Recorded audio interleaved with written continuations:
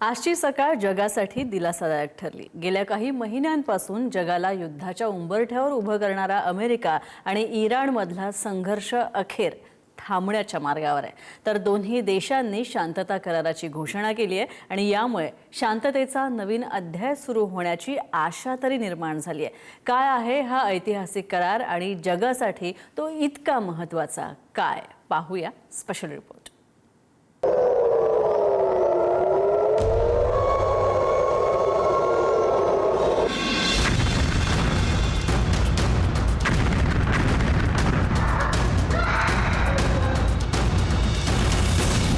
युद्ध जिथे विजयापेक्षा जास्त पराभव असतात, जिथे सीमांवर गोळ्या झाडल्या जातात पण जखमा सामान्य नागरिकांच्या आयुष्यावर उमटतात। शेकडो लोकांचे जीव गेले, लाखो नागरिक बेघर झाले, शहरातल्या इमारती उद्ध्वस्त झाल्या। संपूर्ण जग ऊर्जा संकटाच्या छायेत उभं राहिलं। आता या रक्तरंजित संघर्षाला पूर्णविराम मिळण्याची चिन्ह दिसायला लागली। अमेरिका आणि इराण यांनी शांतता करारावर सहमती दर्शवली असून दोन्ही देश आपापल्या पद्धतीनं हा विजय आपलाच असल्याचा दावा करतायत। या ऐतिहासिक करारावर 19 जून रोजी स्वित्झर्लंडमध्ये अधिकृत स्वाक्षरी होणार आहे। कराराची घोषणा करताना अमेरिकेचे अध्यक्ष डोनाल्ड ट्रम्प यांनी जगाला दिलासा देणारा दावा केलाय। या करारानंतर जागतिक बाजारपेठेत तेलाचा मुबलक पुरवठा सुरू होईल असं ट्रम्प यांनी म्हटलंय। तर दुसरीकडे इराणनेही कराराला दुजोरा दिलाय।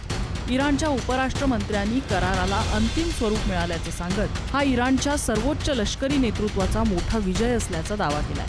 आता या करारातल्या प्रमुख अटी कोणत्या आहेत त्याही बघूया।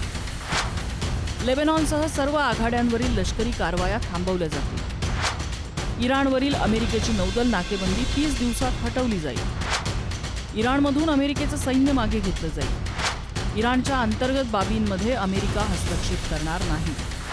होर्मुझ सामुद्रधुनी 30 दिवसात पुन्हा आंतरराष्ट्रीय जहाज वाहतुकीसाठी खुली करणार। अमेरिका आणि मित्रदेश इराणसाठी किमान $300 अब्ज किमतीच्या पुनर्रचना योजना सादर करणार।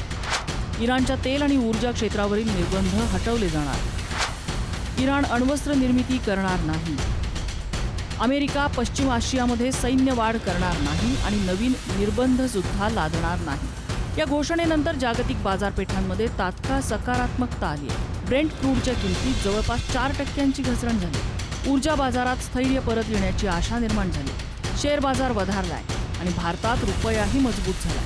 अर्थात युद्धानंतरची परिस्थिती पूर्णपणे पूर्वपदावर आणण्यासाठी काही महिने लागू शकतात असं संरक्षण आणि ऊर्जा क्षेत्रातल्या तज्ज्ञांचं मत आहे।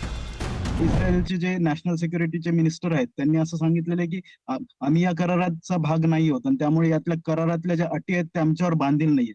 त्यामुळे निश्चितच हा प्रश्न उपस्थित होतो की हा शांती करार निश्चितच आहे का अर्धा करार आहे, हा त्याचा पहिला भाग। आणि दुसरा भाग असा आहे की तुम्ही जो अण्वस्त्रांसंदर्भातला जो प्रश्न विचारला त्याची सुरुवात कुठेतरी आपल्याला ओबामांच्या काळात झाली असं म्हणावं लागेल आणि तो करार ट्रम्प यांनी रद्द केला आणि मीच कसा चांगला करार करू शकतो असं त्यांना दाखवायचं होतं आणि त्यामध्ये सगळा फियास्को झालेला आपल्याला दिसून येतो आणि त्यामुळे जागतिक अर्थव्यवस्था इन्क्लुडिंग भारत या सर्वांनाच त्यामुळे त्रास होतोय।